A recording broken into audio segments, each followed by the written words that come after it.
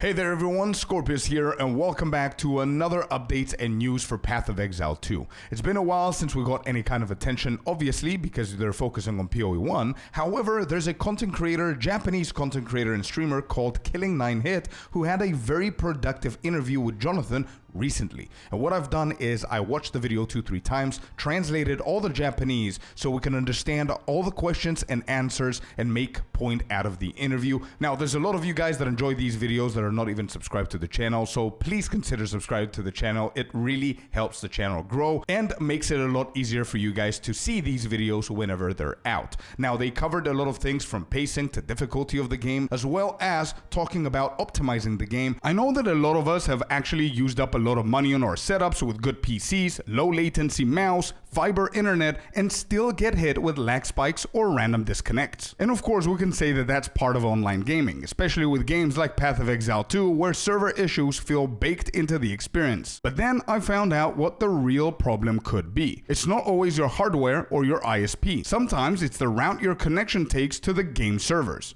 And that's why today's sponsor is ExitLag. ExitLag uses AI-powered route optimization to connect you through the fastest, most stable path possible, which means lower ping, no packet loss, and no weird spikes mid-fight. It works on over 2,000 games, PoE 2 and PoE 1 included, with built-in FPS boosting tools, a diagnostic center, and full customization. Or you can just run it on autopilot. You simply install it, pick your game, and go. No networking degree required. And right now, ExitLag is offering 50% off the annual plan, plus you get 3 30-day keys to give to your friends. So simply click the link in the description below or scan my QR code on the screen right now to try ExitLag today and feel the difference in your very first session. So after covering all of that, let's just dive straight into it. First question was, do you usually play with a keyboard, mouse, or with a controller? And was controller support planned from the beginning for PoE 2 or added later? And Jonathan said, we had controller support in mind early on, but the actual work required to implement and polish it has taken time. We're continuously improving it. One of the things we recently changed was adding 2 different targeting modes, one for ranged skills and one for melee skills, which has improved the experience considerably. But we're not done. It still requires a lot of specific testing for each skill, and we'll keep iterating on it. Next question was, will gamepad users get improvements to perform certain actions that are currently hard or impossible compared to keyboard and mouse? If anybody knows what is impossible in gamepads, let me know in the comments down below, because I have no idea what he's referring to. Yes, we're working on it. These features require very specific work for each skill, but we continue to iterate and improve. Over time, we believe we can make the experience equally good on both gamepad and mouse and keyboard. Then third question, we're getting a little bit deeper into the game. Hardcore play seems more popular in Japan, he says. Globally, is hardcore becoming a trend, or is softcore still more common? And Jonathan says hardcore players are a small percentage, around 3 to 4, but it's very popular among streamers and influencers because it adds that extra challenge.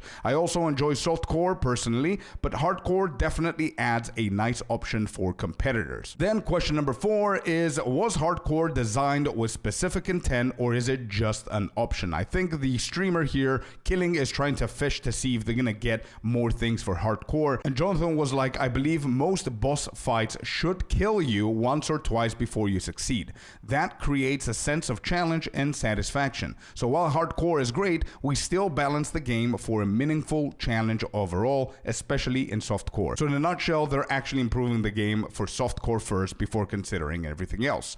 Next question, we've got certain skill effects like Deadeye's frenzy charge projectiles cause heavy frame drops. Will this be improved? Yes, we need to improve performance. It's a bit harder on consoles where CPUs are weaker. We've optimized similar things in the past and can do it again. It's just a matter of continuing to put in the work to improve CPU performance. By the time we enter full release, these issues should be resolved. Pretty cool stuff there. They do understand the problems with the console, with PC as well, CPU performance and everything, and they're promising they're going to fix everything before the full release. not a bad answer. Next, we've got question number 6. The ability to reuse PoE1 stash in PoE2 leaves a very good impression. Was this decision made consciously as a benefit for returning players? Yes, our intention is to make sure that everything you've purchased in PoE1 works in PoE2 as well. It gives players confidence that their purchases carry over, making it easier and happier for them to move between both games. We have no reason not to do it because it makes players happy. Pretty good answer, I would say. Moving on, we've got combat pacing in PoE2 feels much slower compared to PoE1, especially due to dodge rolling. Was this a deliberate Souls-like combat shift? And Jonathan says, I wouldn't want to remove dodge roll. It allows for more dynamic combat. Our goal wasn't to slow down the game, but to make combat more meaningful and exciting. The balance of the game makes some players feel it's too hard. I don't think that the game needs to be made easier, but we need to try to move up the experience that some players have so we can improve the speed, for example. That said, we recognize some players feel it's too slow, and we're working on tuning balance and skill power so players have some options. A pretty good answer, to be honest. That means that they're open to adding a few extra fast options there.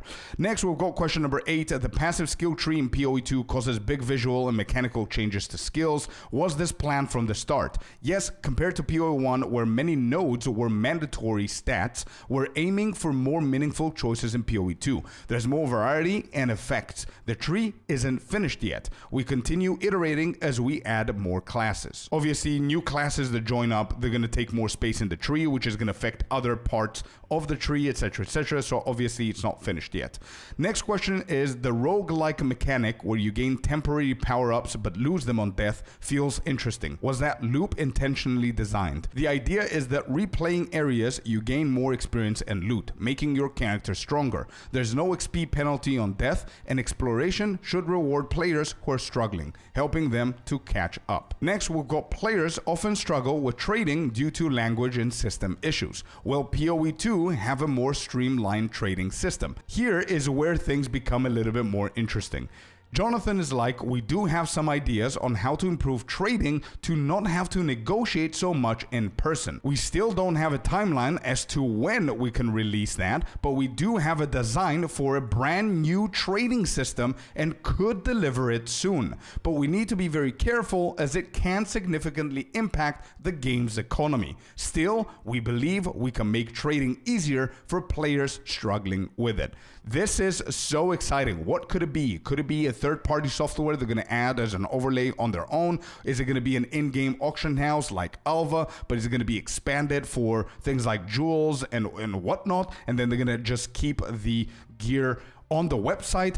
Is everything going to be added in the game? It's so interesting, so excited. I cannot wait to find out more and ask them more questions about that. But this is one of the most exciting things about this interview. Amazing question, amazing answer. Thank God we're getting something for trading. Next, we've got something with difficulty of the game. I just wrote that because I tried to translate it with AI. I couldn't understand what the question was, but the answer is something like this. We want difficulty to increase as you go into the end game. The problem now is that we don't have a good middle point in the end game, and that's mostly because we lack a lot of content. Right now, we simply go from basic challenge to the pinnacle bosses. So when we start adding more content, we will have more in between difficulties. Makes sense. During early access, we'll be adding more content here so that we can improve the experience for sure. So it's a really good answer, very down-to-earth answer. They're recognizing that they're having lack of content. They're willing to fix that. They will fix it before the full release. I don't understand what the question is, but it's definitely something to do with the end game progress and the difficulty, but that's that. Next, we've got in higher tier maps, T15+, if you add difficulty mods and die once, the portal closes. It's frustrating. Can this be improved? And he's saying, if you're dying often, consider reducing the number of mods. So basically his answer is get good. We want players to be able to manage their own difficulty, but we know players want to run high mod content for best rewards, and if they can't, they feel unhappy, so getting the balance right is crucial. Anyway, question number 12 is PoE2 has beautiful graphics, but that increases spec requirements. Are there plans for optimization and quality settings? Jonathan is like, yes, we're working to optimize performance and allow scalability across systems. One method is sending frame rate data and skill usage from each player's session to help us identify problem areas and fix them. It's hard now when we need to add more and more to the game, but when the full campaign is released, we'll have an easier time going back and optimizing everything. So he mentioned here that it's really good for them to get the frame rate data and skill usage. They're going to see every single skill from the player session, which one causes the biggest drop frames, and optimize that skill, I guess. Next, we've got movement skills feel reduced and map pacing feels slower. Was this intentional to encourage exploration and combat? And Jonathan said, we didn't intend to slow down maps. Combat changes have made players take longer than expected to clear the maps. We'll look at this more closely in 3.0 to adjust pacing. The actual issue is our internal estimates were off due to longer map duration. This is also very exciting because it means in 0.3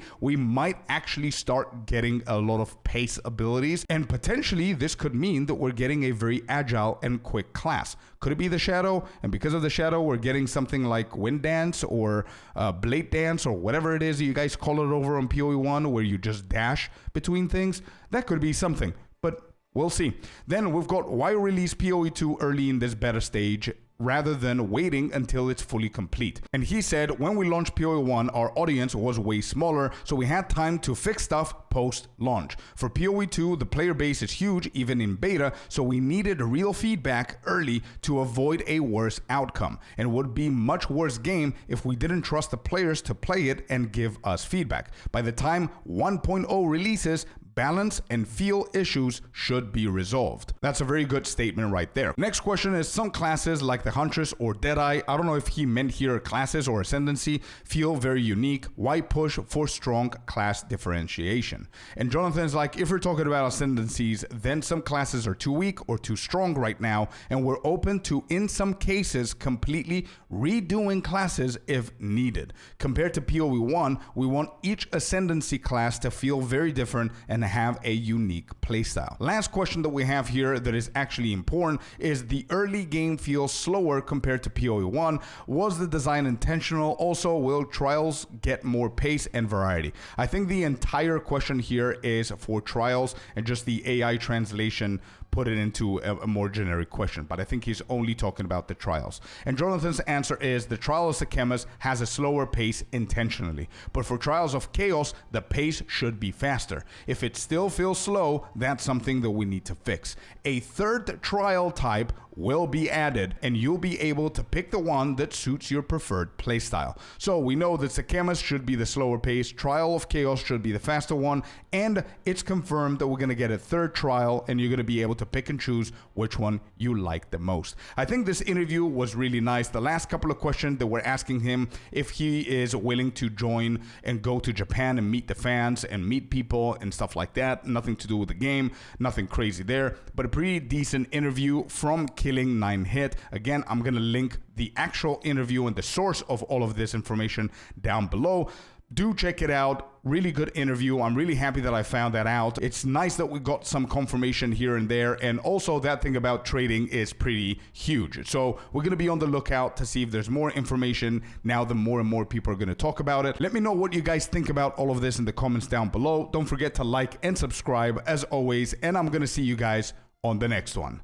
Peace.